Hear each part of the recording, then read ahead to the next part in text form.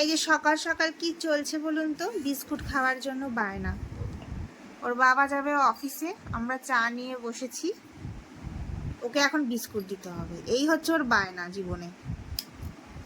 এই এখন ভেঙে ভেঙে বিস্কুট খাওয়ানো হবে, তারপর উনি শান্ত হবে। বিস্কুট না খেলে ওনার হবে না।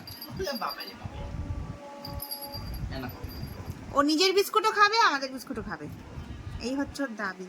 আর নিমেষে শেষ শেষ শেষ হয়ে গেল। নাও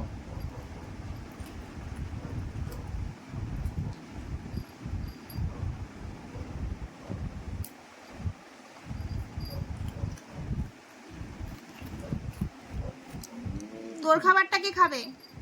তোর খাবারটা তাহলে আমরা খেয়ে নেবো? হ্যাঁ, তুই যে আমাদের খাবারটা খাচ্ছিস।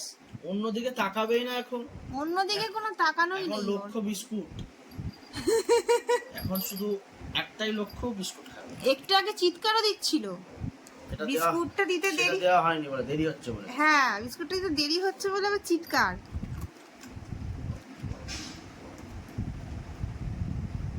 লক্ষ্মী ছেলে, সব খাবে, সব খাবে, সব খাবে, ও সব খাবে, সব খাবে।